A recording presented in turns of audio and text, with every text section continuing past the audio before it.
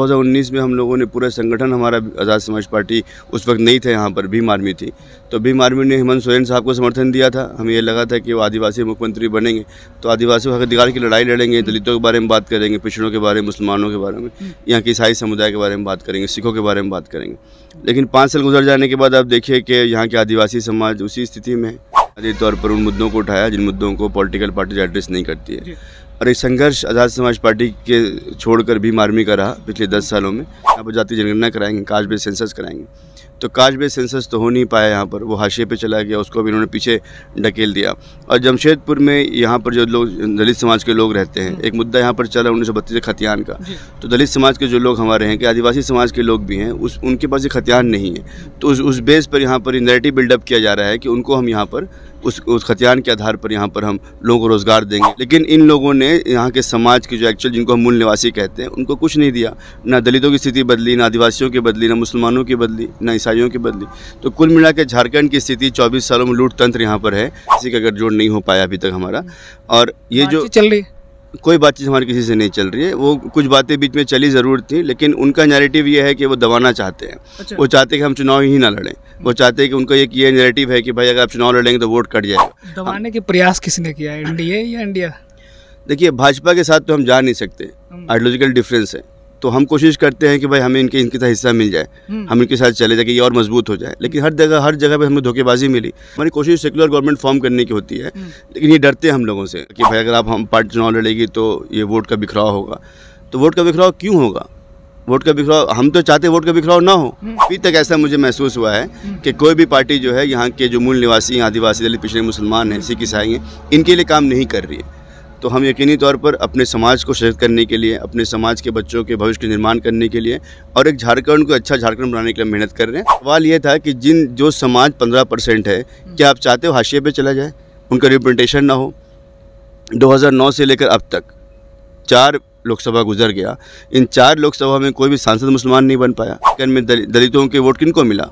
दलितों का वोट कांग्रेस को मिल रहा है, दलितों को भाजपा को मिल रहा है, जेएमएम को मिल रहा है, मुसलमानों का पूरा वोट कांग्रेस जेएमएम को मिल रहा है, महतो समाज को अस्सू पार्टी को मिल रहा है, कांग्रेस को मिल रहा है, जेएमएम को मिल रहा है, भाजपा को मिल रहा है। लेकिन ये समाज जो है वोट तो ज़रूर देता है वो अपने समाज के नाम पर, जाति के नाम पर, लेकिन उनका विकास सिरे से उनका विकास नहीं कि SC ST OBC माइनॉरिटी के समाज के जो लोग हैं, जो जीती में वोट बैंक सिर्फ वोट बैंक बन के रह गया, उनको कोई उतारने के प्रयास नहीं? बिल्कुल नहीं है, कहीं पर भी नहीं। तो आप देखिए ना कि यहाँ तो सीएम तो आदिवासी रहे, आदिवासियों का क्या कल्याण किया उन्होंने भी नहीं चाहा, किसी ने नहीं किया कल्याण आदिवासियों का। झारखंड में विधानसभा चुनाव होना है और तारीख भी घोषित किया गया है। 13 नवंबर और 20 नवंबर तक चुनाव होगी, 2 चरणों में होगी। लेकिन इस बीच में जब से घोषणा हुई और हमने प्रयास किया कि झारखंड में जाके क्या है लोगों का मूड मिजाज, ये हम जानने का प्रयास करेंगे। फिलहाल अभी हम बात कर ले आज़ाद समाज पार्टी झारखंड के प्रदेश अध्यक्ष काशिफ रजा जी हमारे साथ में, इनसे बात करेंगे क्या चंद्रशेखर आज़ाद रावण की जो पार्टी है आज़ाद समाज पार्टी, यूपी नहीं पूरे देश में आज़ाद समाज पार्टी चुनाव लड़ी है, तो फिर झारखंड में क्या तैयारी है, ये हम तमाम सारी बातचीत करेंगे। पहले तो स्वागत करना चाहेंगे। बहुत बहुत शुक्रिया आपका, जय भीम। झारखंड में आज़ाद समाज पार्टी क्या तैयारी है? देखिए, पिछले तकरीबन 12 महीने से हम लोग यहाँ पर कार्यकारिणी की घोषणा हुई और 12 महीने तकरीबन हो चुके हैं। इन 12 महीनों में हम लोगों ने लोगों के बीच में जाकर बुनियादी तौर पर उन मुद्दों को उठाया जिन मुद्दों को पॉलिटिकल पार्टी एड्रेस नहीं करती है, और एक संघर्ष आज़ाद समाज पार्टी के छोड़कर भीम आर्मी का रहा पिछले 10 सालों में। एक दशक में भीम आर्मी ने बहुत मेहनत की है, और भीम आर्मी ने सिर्फ नहीं दलितों के लिए बल्कि आदिवासियों के, पिछड़ों के, मुसलमानों के, यहाँ के जो क्रिश्चियन समाज है, यहाँ के सिख समाज, उनके मुद्दे उठाए हैं। तो उनके जो मुद्दे हमने उठाए हैं, उस मुद्दों का असर ये है कि आज वो समाज जागृत हो चुका है, और जो पॉलिटिकल पार्टी जिन मुद्दों पर लड़ाई लड़नी चाहिए उससे वो परहेज़ करती है, तो हम उन मुद्दों को उठा रहे हैं जिन मुद्दों को वो लड़ाई नहीं लड़ पाती है। तो आज़ाद समाज पार्टी की तैयारी बहुत मजबूती है, क्योंकि हमारे पीछे एक संगठन भीम आर्मी खड़ा हुआ है। झारखंड में जेएमएम है, भाजपा है, कांग्रेस है, इन सारी पार्टियों को कैसे फेस करेंगे आप? देखिए, हम लोग फेस कर ही रहे हैं इन सारी पार्टियों को। 2019 में हम लोगों ने पूरा संगठन हमारा आज़ाद समाज पार्टी उस वक्त नहीं थे, यहाँ पर भीम आर्मी थी, तो भीम आर्मी ने हेमंत सोरेन साहब को समर्थन दिया था। हमें ये लगा था कि वो आदिवासी मुख्यमंत्री बनेंगे तो आदिवासियों के अधिकार की लड़ाई लड़ेंगे, दलितों के बारे में बात करेंगे, पिछड़ों के बारे में, मुसलमानों के बारे में, यहाँ के ईसाई समुदाय के बारे में बात करेंगे, सिखों के बारे में बात करेंगे। लेकिन 5 साल गुजर जाने के बाद आप देखिए कि यहाँ के आदिवासी समाज उसी स्थिति में है। उनके जो अब एक्चुअल मसाइल सरना धर्म कोड हल नहीं हो पाया, गुर्बत, गरीबी, यहाँ भुखमरी जो है चरम सीमा पर यहाँ पर है। और जो घनी संपदा की लूट है वो सबसे ज़्यादा झारखंड में है। इतना रिच रिसोर्स की स्टेट है, उसके बावजूद भी लूट चरम पर यहाँ पर है। और पुलिसिया का निज़ाम पूरा देख लीजिए, वो भ्रष्ट सरकार चल रही है। ये दलितों की स्थिति तो बदतर से बदतर होती चली गई।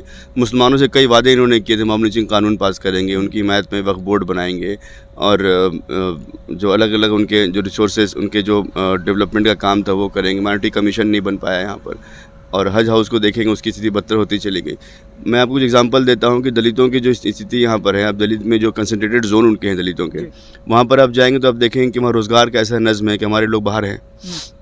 मैं कई 300-350 गाँव में मैंने विज़िट किया। मेरे कई यहाँ के जो कार्यकर्ता हैं, जो पत्रकारी, वो विज़िट करते हैं, तो वहाँ पर रोज़गार का इंतज़ाम नहीं है। जब उनके घरों में हम जाते हैं तो पता चलता है उनका बेटा बाहर रोज़गार करने गया हुआ है, और उनकी बूढ़ी माँ है, बूढ़े बाप हैं उनके। तो एक पूरा दरहम बरहम है, पूरा निज़ाम जो है ना वो पूरा बिखरा हुआ दिखता है यहाँ पर। पिछड़ों की हालत वहीं पर है। जमशेदपुर की स्थिति में बात करूँ आपको, तो जमशेदपुर में ये जातिगत जनगणना झारखंड का एक बड़ा मुद्दा है। उस पर इन्होंने कहा, इसके पहले चंपाई सोरेन साहब थे इनके सीएम, वो जब से हेमंत सोरेन साहब जेल में थे तो वो सीएम बने, और जब हेमंत सोरेन साहब निकले तो वो भाजपा ज्वाइन कर लिया। तो उन्होंने एक मुद्दा उठाया था कि हम यहाँ पर जाति जनगणना कराएंगे, कास्ट बेस्ड सेंसस कराएंगे। तो कास्ट बेस्ड सेंसस तो हो नहीं पाया यहाँ पर, वो हाशिए पे चला गया, उसको भी इन्होंने पीछे ढकेल दिया। और जमशेदपुर में यहाँ पर जो लोग दलित समाज के लोग रहते हैं, एक मुद्दा यहाँ पर चला 1932 खतियान का। तो दलित समाज के जो लोग हमारे हैं, कि आदिवासी समाज के लोग भी हैं, उनके पास ये खतियान नहीं है। तो उस बेस पर यहाँ पर नैरेटिव बिल्डअप किया जा रहा है कि उनको हम यहाँ पर उस खतियान के आधार पर यहाँ पर हम लोगों को रोज़गार देंगे, उस नियमावली बनाएंगे। इसका हम फेवर करते हैं कि वो नियमावली बनाई जाए, यहाँ पर 70% लोगों को रोज़गार दिया जाए, लेकिन उसके जो नियम कानून जो बनाना थोपने की कोशिश की जा रही है कुछ लोगों की तरफ से, वो गलत है। वो तो उसका हम विरोध कर रहे हैं यहाँ पर। किस विचारधारा को आज़ाद समाज पार्टी झारखंड में समर्थन देगी? देखिए, आज़ाद समाज पार्टी की अपनी एक विचारधारा है। हम आदिवासी, दलित, पिछड़े, मुसलमान, जिनको हम बहुजन समाज कहते हैं, ये सारे लोग इस देश के शोषित वंचित समाज हैं, जो मजलूम तबके हैं, उनको जोड़ने का हम काम कर रहे हैं। आज़ाद समाज पार्टी काशिफ रजा झारखंड में किसी और जाएंगे, एनडीए की तरफ जाएंगे या फिर इंडिया की तरफ जाएंगे? मैंने आपको कहा कि पिछले बार हमने हेमंत सोरेन साहब को समर्थन दिया था। हम अभी तो वो इंडिया के साथ में। हाँ, तो इंडिया अलायंस के साथ में है। लेकिन मैं वही बता रहा हूँ, पहले मैंने शुरुआत उसी चीज़ की कि हमने समर्थन तो दिया था उनको, बट समर्थन जब हमने दिया तो उसका निष्कर्ष क्या है? ज़ीरो है। आज भी वही है। पर कैपिटा इनकम झारखंड का देख लीजिए आप, लूट तंत्र यहाँ पूरा है, और जो पूरा सिस्टम है वो ऐसा लगता है कि दरहम बरहम हो चुका है। कुछ भी, किनके हाथ में कुछ भी नहीं है। सीएम साहब भी जेल चले गए। जब जेल से निकले हैं तो उनके एक मंत्री खुद भाजपा में चले गए, मुख्यमंत्री भाजपा में चले गए, उनके कई मंत्री जेलों में हैं, कई के पीछे ईडी लगी। आपने देखा मिथिलेश ठाकुर के पीछे भी ईडी लगी, उनके करीबी आदमी के पीछे ईडी लगा। तो ये लोग मतलब कहीं ना कहीं भ्रष्ट तंत्र जरूर यहाँ पर है। और सब नेता जो हैं एक तरह पैटर्न पे काम करे। भाजपा होती है तो वो काम करती है उसी तरह से। वो आदिवासी समाज के लिए बोलती ज़रूर है, लेकिन आदिवासी अधिकार की लड़ाई नहीं लड़ते वो लोग। तो अब एक सवाल ये है कि हम किन की तरफ जाएंगे। तो हम तो उतने उद्देश्य के प्रति ईमानदार हैं, हम आदर्शवादी लोग हैं। हमारा मानना यह है कि इस देश के शोषित वंचित समाज है, उनको एकजुट करना है, और उनके लिए जितनी सुविधाएं, सुख सुविधाएं उन तक पहुंचनी चाहिए जो अब तक नहीं हो पाया। तो ये इस कहना अभी बड़ी बेईमानी है हम किनकी तरफ जाएंगे, क्योंकि हम भाजपा के साथ तो जा नहीं सकते। आइडियोलॉजिकल डिफरेंसेस हमारा है। इनके साथ जाने का मतलब है कि फिर वही हम खड़े हैं, इनके साथ खड़े हैं। तो बेईमानों के साथ खड़ा होना जो है अपने आप में बेईमानी है। इसलिए ये बात अभी कहना ही गलत होगा कि किस तरफ हम जाएंगे। तो लड़ाई यहाँ पे एनडीए वर्सेस इंडिया और आज़ाद समाज पार्टी अकेले चुनाव लड़ेगी? देखिए, यकीनी तौर पर हम, क्योंकि आइडियोलॉजिकल पार्टी हैं, हमारे जो आइडियोलॉजी हमारी है उनके साथ में किसी का गठजोड़ नहीं हो पाया अभी तक हमारा। और ये जो चल रही है, कोई बातचीत हमारी किसी से नहीं चल रही है। वो कुछ बातें बीच में चली ज़रूर थी, लेकिन उनका नैरेटिव ये है कि वो दबाना चाहते हैं। अच्छा। वो चाहते हैं कि हम चुनाव ही ना लड़ें। वो चाहते हैं कि उनका ये नैरेटिव है कि भाई अगर आप चुनाव लड़ेंगे तो वोट कट जाएगा। तो अब जो अभी हरियाणा में चुनाव हमने तो वहाँ बहुत कम सीटों पर लड़ा, हमने किनका वोट काटा? हमने कहीं उनका वोट नहीं काटा। दबाने के प्रयास किसने किया, एनडीए या इंडिया? देखिए, भाजपा के साथ तो हम जा नहीं सकते, आइडियोलॉजिकल डिफरेंस है। तो हम कोशिश करते हैं कि भाई हमें इनके साथ हिस्सा मिल जाए, हम इनके साथ चले जाए कि ये और मजबूत हो जाए। लेकिन हर जगह पे हमें धोखेबाजी मिली। चंद्रशेखर आज़ाद साहब जब चुनाव लड़े तो कोशिश हमारी ये थी इंडिया के साथ जाते उनकी सीटें बढ़ती। तो हमने उनसे एक सीट का मुतालबा, एक सीट मांगा था हमने, वो भी हमें नहीं दिया। तो हमारी कोशिश सेकुलर गवर्नमेंट फॉर्म करने की होती है, लेकिन ये डरते हैं हम लोगों से। उनका डर का माहौल ये है कि उनका ये कहना है लोगों का कि भाई अगर आप हम पार्टी चुनाव लड़ेगी तो ये वोट का बिखराव होगा। तो वोट का बिखराव क्यों होगा? वोट का बिखराव हम तो चाहते हैं वोट का बिखराव ना हो, इसलिए हम साथ आना चाहते हैं आपके। तो वोट का बिखराव क्यों हो रहा है? तो हम आदर्शवादी लोग हैं। मैंने फिर कहा आपको, हम आदर्शवादी लोग हैं, बहुजन समाज की विचारधारा पे काम करते हैं, शोषित वंचित समाज को जोड़ने का काम करते हैं, भाईचारा बनाने का काम करते हैं। तो हम उद्देश्य के प्रति ईमानदार हैं। और अभी तक ऐसा मुझे महसूस हुआ है कि कोई भी पार्टी जो है यहाँ के जो मूल निवासी हैं, आदिवासी, दलित, पिछड़े, मुसलमान हैं, सिख, ईसाई हैं, इनके लिए काम नहीं कर रही है। तो हम यकीनी तौर पर अपने समाज को सशक्त करने के लिए, अपने समाज के बच्चों के भविष्य के निर्माण करने के लिए और एक झारखंड को अच्छा झारखंड बनाने के लिए मेहनत कर रहे हैं। उसमें जो पार्टी हमारा समर्थन करी विचारधारा पे, हम उनके साथ जाएंगे। कितने सीटों पे आज़ाद समाज पार्टी झारखंड में चुनाव लड़ेगी? देखिए, जो उत्साह है झारखंड में, जो हम लोग कोशिशें कर रहे हैं कि 9 रिजर्व सीटें दलितों की यहाँ पर हैं, तो उसमें सारे के सारे अच्छे लीडर्स हमारे पास में आ रहे हैं। अच्छा। कई पुराने लीडर्स हैं, जो एस्टैब्लिश लीडर्स हैं, जिन्होंने ज़मीन पे काम किया है, जिनको भाजपा, कांग्रेस, जेएमएम, आसू की जैसे लोगों ने उनको जगह नहीं दी, वो हमारे साथ आने की कोशिश कर रहे हैं। और यहाँ मुसलमानों की संख्या तकरीबन 15.5-16% है, उनको भी हाशिए पे रख दिया गया। यहाँ पर अब समझे कि बाबा साहब अम्बेडकर की देन है कि संविधान जिंदा है देश में, तो संवैधानिक अधिकार के उसके अंतर्गत यहाँ 9 सीटें रिजर्व हैं दलितों की, लेकिन मुसलमान 15.5-16% है। तो उनके हिस्से में पहले यहाँ पर 9 सीटें थी। जब झारखंड बिहार से अलग हुआ उस वक्त 9 सीटें मुसलमानों के हिस्से में थी, 9 एमएलए हुआ करते थे। अब वो एमएलए घट के दिन 3 चले गए, एक जेल में है। और कोशिश ये की जा रही है, मैं एग्जांपल आपको देता हूँ कि कल्पना सोरेन जो मुख्यमंत्री साहब की वाइफ है, पत्नी है, उन्होंने कौन सी सीट चुनी? तो गांडे की सीट चुनी, जिस सीट पर मुसलमान शुरुआती दौर से हमेशा से मुसलमान विधायक रहा। उनको वहाँ से हटाया गया, राज्यसभा भेजा गया और वो सीट उनको चुना गया।